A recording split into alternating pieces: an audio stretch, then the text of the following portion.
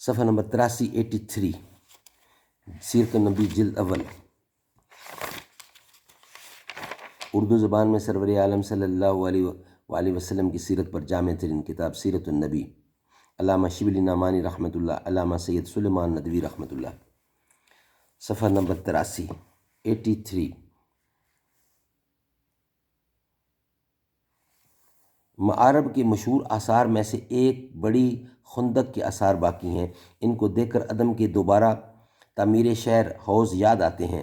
ان کی اہمیت اس وقت ظاہر ہوئی جب کلازر نے وہ 2 طویل ذیل کتبے شائع کیے جن میں ان کے عیسوی قرن پنجم و ششم میں دوبارہ تعمیر کا ذکر ہے۔ یمن میں بہ مقام حران ایک اور خندق ہے جس کا طول تقریباً 450 فٹ ہے، لیکن عرب کے اصلی اور اندرونی مقامات میں تہذیب و تمدن کی یہ حالت نہ تھی۔ عربی زبان نہایت وسیع ہے، باوجود اس کے جن چیزوں کو تمدن اور اسباب معاشرت سے تعلق ہے ان کے لیے خاص عربی زبان میں الفاظ نہیں ملتے، بلکہ ایران یا روم سے مستعار آئے ہیں۔ سکہ کے لیے ایک لفظ بھی موجود نہیں۔ درہم اور دینار دونوں غیر زبان کے الفاظ ہیں۔ درہم یونانی لفظ درخم ہے اور یہ وہی لفظ ہے جو انگریزی میں ڈرام ہو گیا۔ چراغ معمولی چیز ہے، تاہم اس کے لیے عربی میں کوئی لفظ نہ تھا۔ چراغ کو لے کر سراج کر لیا، پھر ایک مصنوعی لفظ بنایا۔ مصباح یعنی ایک اکا ہے جس سے صبح بنا لی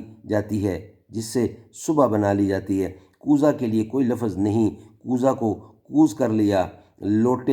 لوٹے کو ابریق کہتے ہیں جو آب ریز کا مرب ہے۔ طشت فارسی لفظ تھا، اسی کو عربی میں طست کر لیا۔ پیالہ کو کاس کہتے ہیں، وہی کاسا فارسی لفظ ہے۔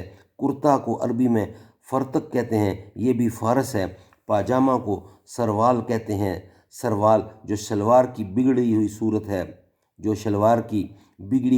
ہے۔ جب ایسی چھوٹی چھوٹی چیزوں کے لیے لفظ نہ تھے تو تمدن کے بڑے بڑے سامان کے لیے کہاں سے لفظ آتے ہیں؟ اس سے ثابت ہوتا ہے کہ عرب نے کسی زمانے میں جو ترقی کی آس پاس کے ممالک کی تہذیب و تمدن سے متاثر ہو کر کی تھی، اسی لیے جو مقامات ان مقامات سے دور تھے اسی اصلی حالت پر رہ گئے۔ احادیث صحیحہ سے ثابت ہوتا ہے کہ آن حضرت صلی اللہ علیہ وسلم کے زمانے تک عیش و نعمت کے سامان بہت کم تھے۔ مسئلہ حجاب کی شان نزول میں بخاری وغیرہ میں مذکور ہے کہ اس زمانے تک گھروں میں جائے ضرور نہ تھی۔ مستورات رفع حاجت کے لیے باہر جایا کرتی تھیں۔ ترمذی باب الفقر میں ہے کہ اس وقت تک چھلنیاں نہ تھیں، بھوسے کو پھونک کر اڑاتے تھے، جو رہ جاتا تھا وہی آٹا ہوتا تھا۔ بخاری کی ایک حدیث سے ثابت ہوتا ہے کہ راتوں کو گھروں میں چراغ نہیں جلتے تھے۔ ابو داؤد میں ایک صحابی کی روایت ہے کہ میں حضرت صلی اللہ علیہ وسلم کی صحبت میں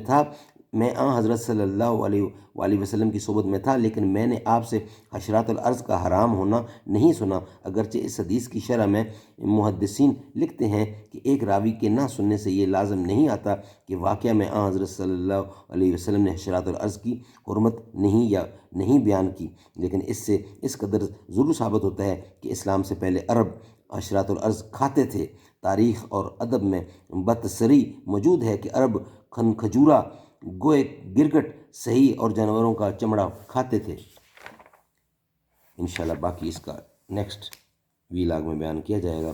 اللہ تعالی ہمیں اس پہ عمل کرنے کی توفیق عطا فرمائے۔ صدق اللہ العلی العظیم و صدق رسولہ النبی الکریم ونحن علی ذلک من الشاہدین والشاکرین۔